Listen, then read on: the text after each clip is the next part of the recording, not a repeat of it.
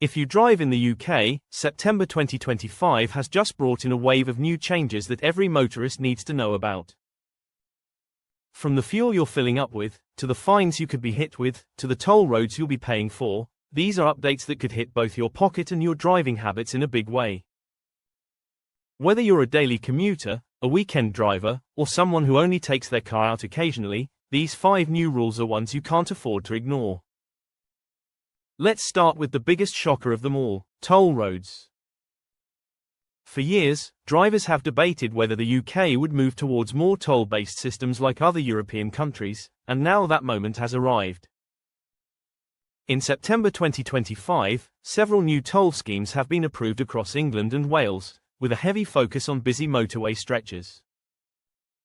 The government argues that these tolls are necessary to fund road maintenance and cut congestion, but for drivers, this means paying up just to use routes they've been taking for free. For example, sections of the M6 and M25 are among those seeing a rollout of automated toll booths, and charges are expected to vary depending on the time of day. That means if you're heading home during rush hour, you'll likely be paying more. It's a shocker that has many drivers worried, especially those who rely on motorways for work commutes. If you've never thought about toll budgets before, you'll need to start factoring them into your monthly expenses now. But tolls aren't the only change. Fuel rules are also shifting in September 2025. The UK government's ongoing plan to phase out petrol and diesel vehicles has taken another step forward, and new regulations have been introduced that directly affect drivers at the pump. Petrol stations are now required to prominently display the carbon impact of every litre of fuel sold. That means when you fill up, you'll see not just the price per litre, but also a clear indicator of the emissions you're creating. For hybrid and electric drivers, this is good news, as charging points are also being rolled out with similar transparency, showing the environmental benefits. However, there's another twist. Certain high-emission fuels are now being taxed higher, and this has already pushed pump prices up in some regions. For drivers with older cars, this means you'll likely be paying more every time you refuel. It's a move designed to push people towards greener options, but in the short term, it's going to pinch a lot of wallets. Now let's talk about fines. September 2025 has brought in a major shake-up to penalty systems, with councils gaining more authority to enforce traffic laws. This includes stricter fines for idling engines, bus lane misuse, and illegal parking.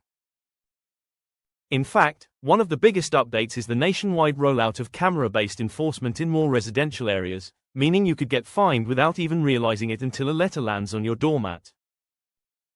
And here's the kicker: the fine amounts have increased. For example, stopping in a bus lane where you shouldn't can now cost up to £100, compared to the £60 or £70 cap before. The government says it's about encouraging better driving behavior and keeping traffic flowing, but critics argue it's simply a money-making scheme. Either way, drivers need to be extra cautious, because the margin for error is shrinking. Another important update affects vehicle safety checks. Starting this September, MOT tests now include additional checks for modern vehicles, especially hybrids and EVs. One new requirement is the mandatory inspection of advanced driver assistance systems, such as lane-keeping technology and collision warning systems. If your system isn't working properly, your car could fail the MOT. This is a significant change, as many drivers don't even realize these systems need maintenance until they malfunction. It's also worth noting that some garages may charge extra for these checks, adding to the overall cost of keeping your vehicle road legal. For those with older cars, the focus is on stricter emissions testing, so it's becoming harder to keep high-pollution vehicles on the road without expensive repairs. It's another way the government is pushing towards cleaner and safer driving, but it's certainly going to feel like a burden for some car owners. And finally, there's a brand new rule about speed limits. From September 2025, more urban areas across the UK are shifting to default 20 miles per hour speed zones, with Wales already leading the way and now parts of England following.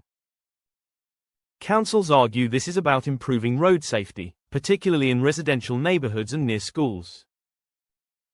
But here's the twist: enforcement is getting tougher, with speed cameras being recalibrated to target even small violations in these new 20 miles per hour zones. So if you're used to driving at 25 or 26 in a 20 miles per hour area thinking it's no big deal, that could now mean a fine and penalty points. Critics say it could frustrate drivers and slow down traffic unnecessarily, while supporters highlight the potential to save lives and reduce accidents. Whatever your opinion, it's a rule that's already catching people off guard, so pay close attention to road signs when you're driving in towns and cities. So to recap, September 2025 has delivered 5 huge changes for UK drivers: new toll road charges that could hit commuters hard, higher fuel costs with emissions transparency, stricter fines enforced by cameras, tougher MOT safety and emissions checks, and the expansion of 20 miles per hour zones with stricter enforcement. Each of these updates brings its own challenges, and taken together, they mark one of the biggest shifts in UK driving rules in recent years. For drivers, the message is clear: pay attention, plan ahead, and adjust your habits now, before these changes end up costing you big. Whether it's budgeting for tolls, making sure your car's safety tech is working, or simply watching your speed in urban areas, being informed is the only way to stay ahead of the curve.